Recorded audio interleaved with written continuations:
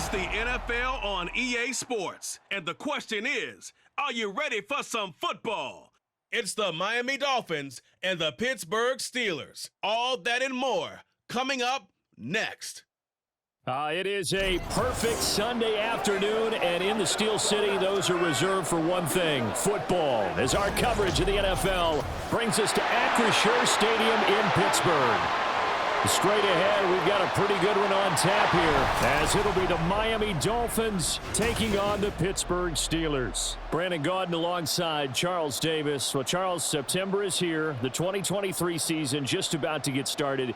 So many storylines to pay attention to. What are you most keeping an eye on as the start of the season moves closer?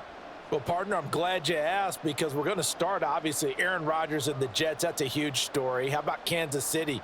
Could they win their third title in 5 years? We know some teams are trying to get there. Buffalo, Cincinnati, Philadelphia, San Francisco, all should contend. And how about some of those sleeper teams? I think the Chargers of Pittsburgh in the AFC, Carolina, Detroit in the NFC. It's going to be an exciting season. Taken at the goal line. And up to about the 26-yard line, just across the 25. The Steelers offense set for their first possession here, and it's Kenny Pickett who will lead the way, the second-year man, Charles, from Pitt. Pickett didn't quite lead Pittsburgh to the promised land in his first season as the hometown kid and franchise quarterback, but he did impress once he got in the field. Winning 7 games helped keep the vaunted streak of non-losing seasons alive in the Steel City. Now the third-year man, Najee Harris. And he'll be taken down, but not before they work it across midfield. A big hitter there, a first down gain of 26 yards. Opening quarter, his opening carry of the game, and I think they'll give it to him a few more times, as they should. You're exactly right about that. With that type of a run, you want to repeat it many times until they show signs of stopping it. I think he did his visualization exercise before this one, and they're paying off. Oh, that one well designed as he'll take this down to the 30-yard line. 18 more yards there and another first down. Clock running under a minute to go in a scoreless first quarter.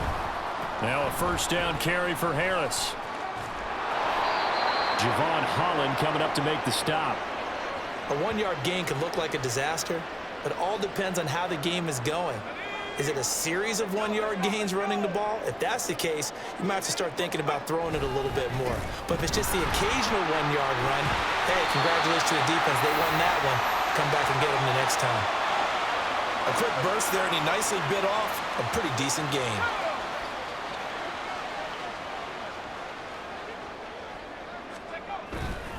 On third down, here's Harris. And it'll be a minimum pickup here as it will take us to the end of the first quarter. No score after 1 on EA Sports. Second quarter action from Pittsburgh. It is the Steelers in control of the football as they've got it looking at a 4th down and 2. And the first play will be a field goal try. This a 40-yard attempt from the left hash. This will be off the right upright, but he banks it in. A high degree of difficulty there, but he gets it to go. And the Steelers will jump out to a 3-zip lead. So he needed a little assist from his friend the right upright, but 3 points all the same. Yeah, he's a right-footed kicker. Normally, you don't mess with the right upright as a right-footed kicker, right? You're trying to bring it back right to left. In this case, he got the assist. Right was right. Now Tua Tagovailoa gets set to lead this Dolphins offense for the first time. And the first possession isn't until the second quarter, but what's nice about it, it's only down 3. So what you sell your team on is, look, 1 possession, 1 drive, we put it in the end zone. We're in the lead in this game. Let's go, guys.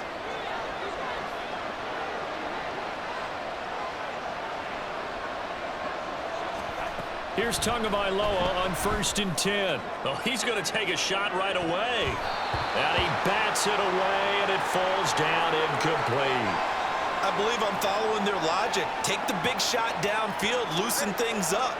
You're hoping to get some points on the board before the half. Maybe now you come back and throw some underneath stuff in order to make sure you get a completion. And the Steeler pressure too much here. He's going to go down. T.J. Watt causing the disruption. He gets the sack. Injuries cost Watt 7 games last year, yet he still had 5.5 sacks, made his 5th Pro Bowl, and remains on a Hall of Fame pace. 77.5 career sacks, the 3rd most ever in a player's first 6 seasons. So now after the sack, Tua and the Dolphins staring at a 3rd and long. Now their 31-year-old running back, Raheem Mostert. And a very short pickup there across the 15 to the 16. Only 2 yards, and it'll be a punt on their opening possession. So on 4th down, here's Jake Bailey to punt for the Dolphins.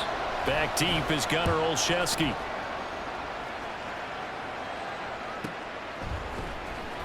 It's a return of 4 following a 42-yard punt. And the Steelers will go on offense here, 1st and 10. Here comes the Pittsburgh Steelers and running back Najee Harris. And he's well on his way to a 100-yard game. He's already more than halfway there. We're only in the 2nd quarter. And what I've always loved about running backs is they'll tell you, I had no idea how many yards I had. Right. Those guys have an innate sense of where they are in a ball game and how many yards they've accumulated, because you know they're always working towards 100. He's been working well to 100 here. Now 2nd and 5.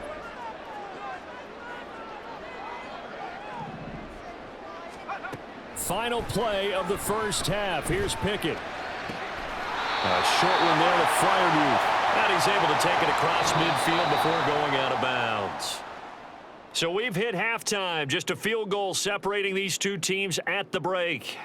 As we'll head down to Orlando, that's where we find our man Jonathan Coachman at our EA Sports Halftime Report. If you missed Coach, the 1st half, there's not much to get you caught up on. Just the lone field goal accounting for the entirety of the score. All right, Brandon, thanks very much. Welcome, everyone, to our brand-new studios here in downtown Orlando in the EA Sports Halftime Report. Okay, Coach, yeah, adjustments likely going to play a big role in this 3rd quarter in what's been a tight contest so far. These offenses seemingly still back at the hotel for the 1st half. 3-0 our score as the 2nd half gets underway. So Miami coming out for their 2nd drive. Charles, it'll be interesting to see what adjustments this offense made in the locker room. Haven't really been able to get anything going offensively, virtually nothing in the ground attack either. So certainly something has to change here in quarter 3. And I'm pretty sure their friends from the defensive side of the ball told them exactly that, because those guys, the stop troops, they've been playing pretty well, and they've kept it in this game. Now, they've got some time. The running game struggled in the 1st half. Opposition knows how to focus on defending the pass here. They've got to re-energize that ground game and maybe open things up for a comeback here in this half. On 1st and 10, it's Mostert. And the play goes nowhere. Losing yardage back to the 40 at the 39. He'll lose a yard there, and it's 2nd and 11. This defense is just flat getting after it. They have not given up much of anything in the run game. Case in point right there.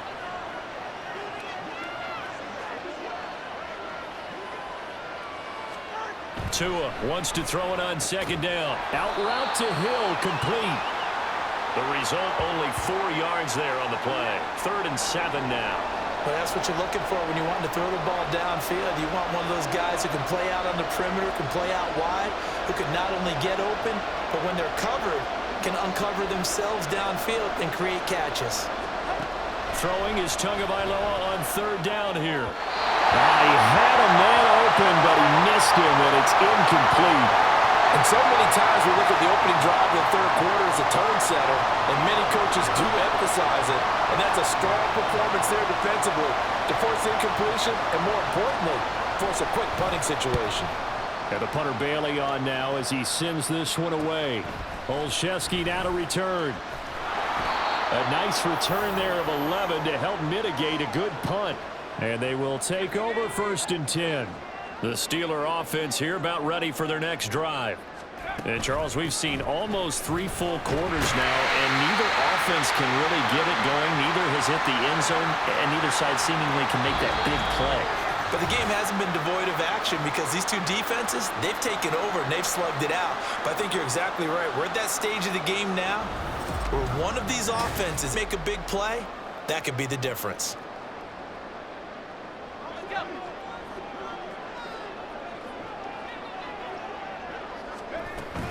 Another run on 2nd down, trying to cover up. And now we'll see a timeout used on defense as they stop it right out of the break with 1:57 to go in the ballgame. And Najee going to have a Steelers first down as he'll get this up past the 35-yard line.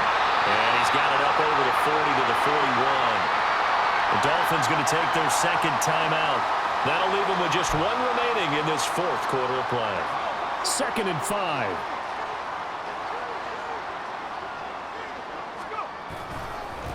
They stay on the ground. Again, it's Harris. And they'll get this well past midfield before being stopped just before the 35.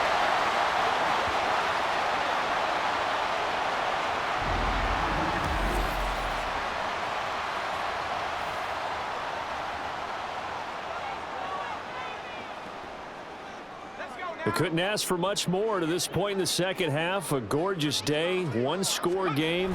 1st and 10 here. 5 points of contact necessary at this stage as they'll run on first down. This drive is pretty clear. Almost feels like old-school fundamentals, doesn't it? Want to impose their will on the defense. What's that, 5 straight runs? Yeah, 5 straight carries to start this drive. And like you said, the way it's working, they may just stick with it. This, in all probability, another run here on 2nd and 8. They'll try the right side with Harris. And this will be a gain of 5 as he gets it to the 30.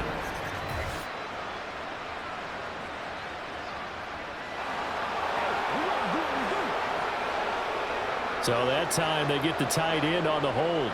Normally he's a pretty good run blocker, but this time he just didn't get his arms extended and let go quickly enough. The flag came out as a result. On 2nd down, this is Harris. Sheds off the tackle, and he'll go down at the 28. This defense needs a big play in the worst way because so far they're not putting up much of a fight. If they don't get a stop here soon, this game could be over for them. Trying to pick it up on the ground with Harris. And he is going to have a Steeler first down. All smiles on that sideline. That should be the one to do it. It's a gain of 3 there, and that should be just about all she wrote. All runs on this drive so far. It's 1st and 10.